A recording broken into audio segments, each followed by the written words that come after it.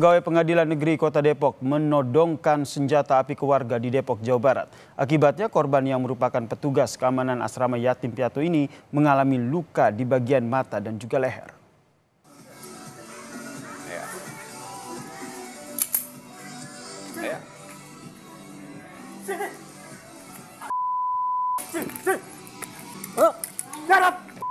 Dalam video ini saudara memperlihatkan seorang pria yang merupakan staf Panitera PN Depok keluar dari rumah sembari membawa pistol di wilayah Pondok Petir, Bojongsari. Tampak emosi, pria itu kemudian mengokang pistol dan menyerang seorang warga sambil menodongkan pistol ke arah korban. Atas kejadian ini pegawai PN Depok itu kini dalam pemeriksaan internal di PN Depok.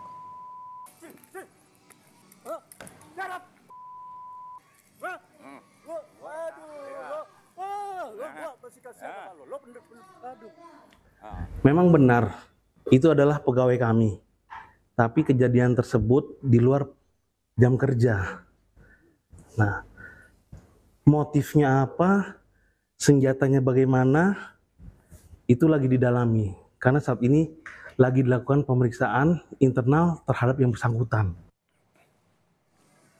Akibat aksi koboi staf Panitera PN Depok, korban mengalami luka di bagian mata dan juga leher saudara. Korban yang merupakan petugas keamanan asrama yatim piatu di wilayah Pondok Petir, korban mengatakan aksi koboi tersebut terjadi saat korban hendak menyampaikan surat pemberitahuan terkait dengan rencana pembongkaran bangunan.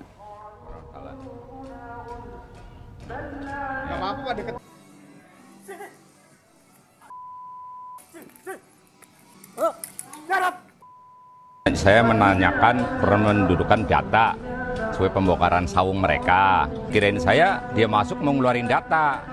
Ternyata dia pas keluar langsung ngeluarin beceng. Pas kesempatan saya megang HP, langsung saya videoin.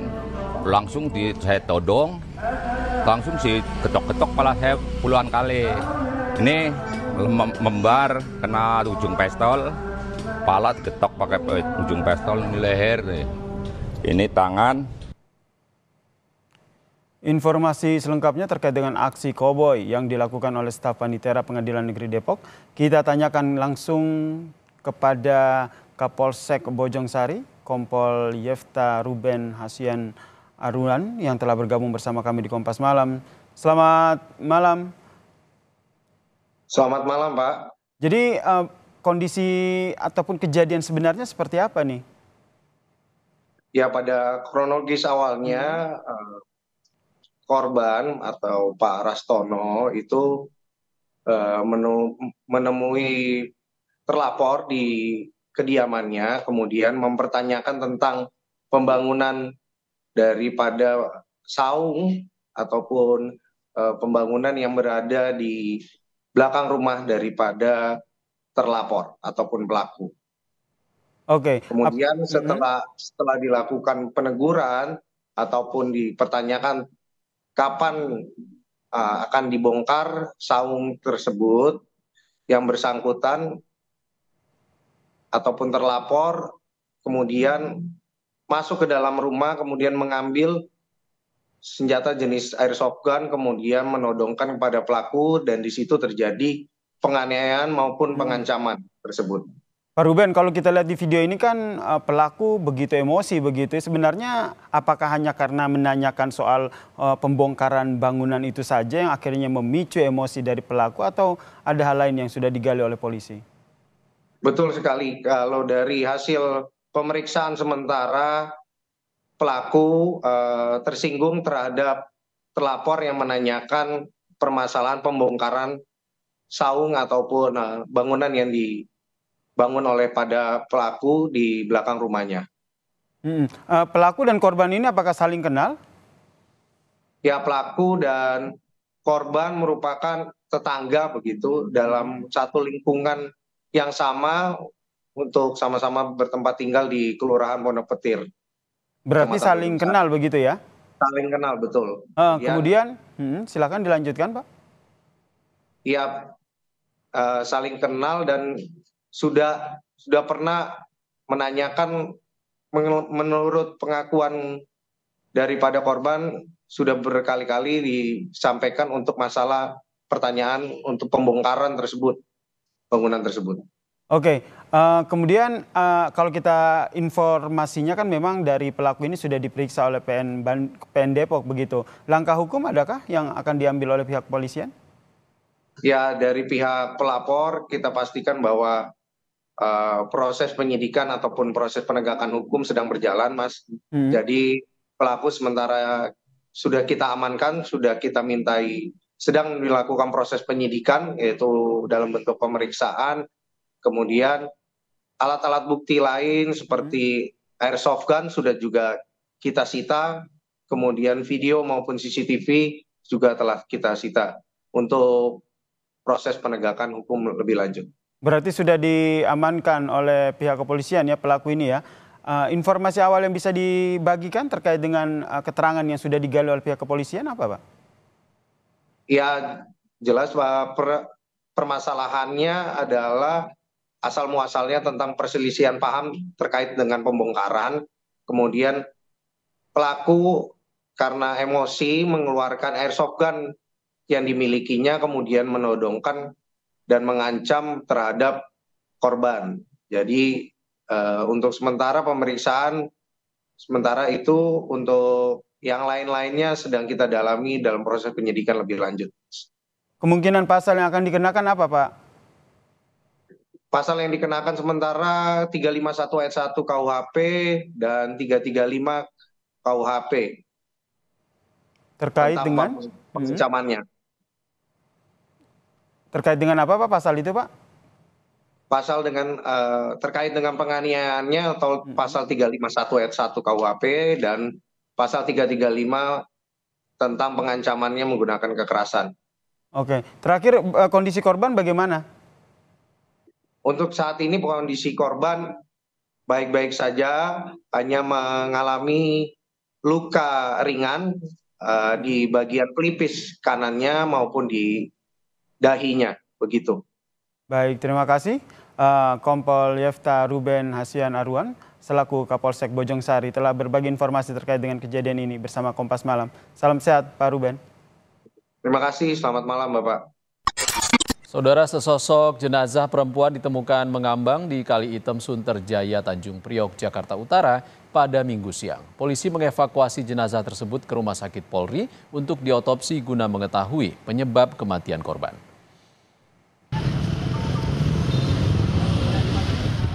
Jenazah perempuan tanpa identitas ditemukan di Kali Item Sunterjaya, Tanjung Priok, Jakarta Utara pada Minggu siang. Kejadian ini bermula saat petugas dari unit penanganan sampah Badan Air sedang membersihkan sampah di Kali Item ini. Namun tiba-tiba seorang warga memberitahunya telah melihat sesosok jenazah. Setelah diperiksa ternyata benar, sesosok jenazah perempuan yang diperkirakan berumur 40 tahunan mengambang di kali. Jenazah perempuan tanpa identitas ini ditemukan dengan pakaian lengkap. Menggunakan celana pendek bermotif kotak-kotak dan menggunakan kaos berwarna pink. Penemuan jenazah ini pun langsung dilaporkan ke Polsek Tanjung Priok, Jakarta Utara. Awalnya waktu saya nyerokin sampah, saya nggak tahu ada mayat di situ. Tahu-tahu saya dipanggil sama ibu-ibu yang lewat. Mas, ada mayat di sana. Udah gitu, ya udah saya berhenti naik, udah gitu aja. Terus Bapak lihat tuh mayat laki-laki perempuan, Pak? Saya belum lihat sih, lihat mayat. Pas Bapak angkat? Tadi pas lihat angkat sama teman-teman, saya perempuan. Setelah dilakukan identifikasi oleh polisi, jenazah perempuan ini dievakuasi ke Rumah Sakit Polri Kramat Jati, Jakarta Timur untuk diotopsi guna mengetahui penyebab kematian korban. Nizar Ramadika, Kompas TV, Jakarta. Seorang tahanan meninggal dunia di rumah tahanan Pajok kelas 1A Palembang, Sumatera Selatan. Kadif Pas Kemenkumham Sumatera Selatan menyebut tahanan meninggal karena sakit.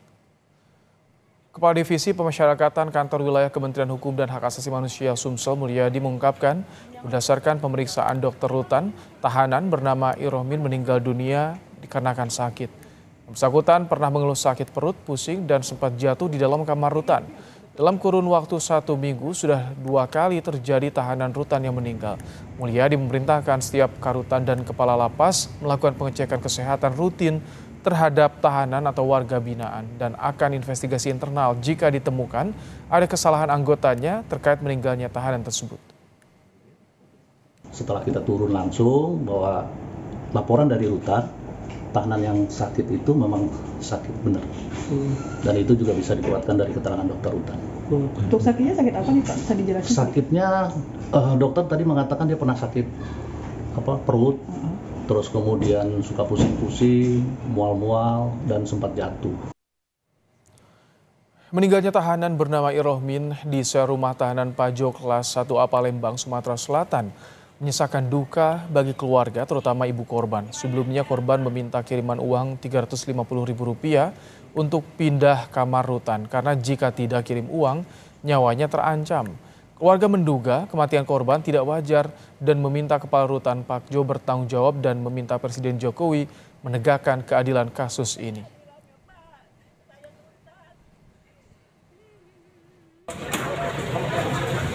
Pendamping keluarga korban mengaku prihatin dengan insiden yang menimpa Irohmin di Rutan Pakjo kelas 1A Palembang. Saat ini, keluarga masih menunggu hasil otopsi keluar untuk mengambil langkah hukum selanjutnya.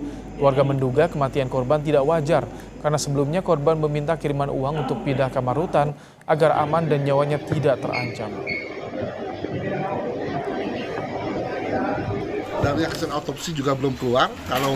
Kalau memang secara kasat mata dan dugaan dari ibu korban, feeling ibu korban bahwa terjadi kekerasan di rutan itu memang tampak jelas, dan sebelum terjadi kekerasan itu juga korban almarhum menyampaikan bahwa dirinya dalam keadaan terancam. Pelaku di rutan Pakjo Palembang itu akan kita lakukan telaah, dan selanjutnya mungkin kita buat laporan polisinya. Jasad perempuan ditemukan dalam sebuah koper di Pangkep, Sulawesi Selatan. Saat ditemukan oleh anak korban, kondisi jasad dalam keadaan terlungkup dan mengeluarkan bau yang tidak sedap.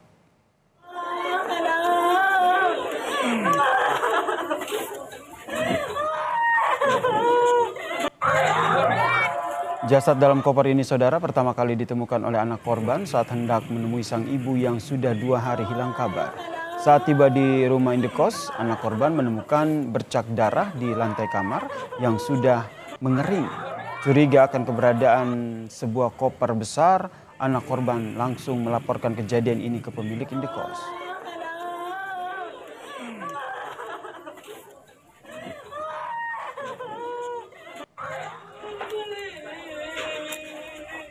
Penemuan jasad perempuan di dalam koper ini, saudara, terjadi pada hari Minggu kemarin di sebuah rumah indekos milik warga di Jalan Palelangan, Kecamatan Pangkajene, Pangkep, Sulawesi Selatan. Korban diketahui berusia 50 tahun. Polisi masih mendalami kasus kematian korban. Dia menemukan ada sebuah koper yang dicurigai tidak pada tempatnya. Setelah itu ibu ini menghubungi anak korban, ini menghubungi ibu penghuni rumah, dan sama-sama mengecek koper. Karena dicurigai koper sesuatu, setelah itu anak korban menghubungi polsek untuk dilakukan tindak lanjut. Saudara, Kapolsek di Mojokerto, Jawa Timur ditemukan tewas di rumahnya. Polisi masih menyelidiki penyebab kematian korban. Kapolsek Prajurit Kulon Kota Mojokerto, Kompol Maryoko, ditemukan tewas di kamar rumahnya di Desa Mlaten, Kecamatan Puri, Kabupaten Mojokerto, Jawa Timur. Korban pertama kali ditemukan keluarganya pada Minggu petang. Korban diketahui sempat menjalani perawatan akibat serangan stroke dan tekanan darah tinggi. Polisi kini masih menyelidiki penyebab kematian korban. Yang dikira saat ini Bapak beliau darah tinggi dan pernah kejadian beberapa kali stroke ringan dan pernah dirawat di rumah sakit seperti itu. Berarti ini karena sakit dan ya? Karena sakit. Untuk masih didalami terkait dengan dugaan bunuh diri. Terkait bunuh diri masih dalam penyidikan, kita belum berani memastikan karena masih dalam penyidikan. Saudara, akibat hilang kendali saat berkendara, seorang pengendara mobil nyaris menjadi sasaran amukan massa usai menabrak sebuah warung di kawasan Cengkareng, Jakarta Barat.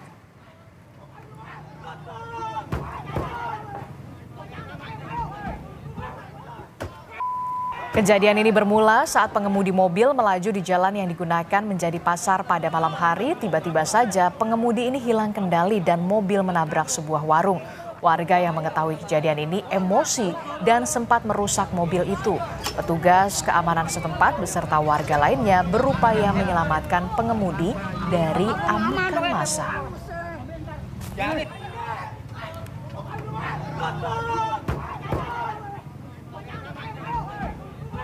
Saya namanya keamanan, saya nolongin, saya nanya, bertanya, ini apa nih, maling motor apa nabrak? Kalau nabrak kan jangan digebukin, sudah. Ini jelas orang tanggung jawab, jadi saya lindungin tuh orangnya, yang orang itunya saya lindungi. Tadinya ya saya juga datang udah lambat, udah hancur. Saya cuma ngelindungin supirnya aja, ya apa yang bawa mobil.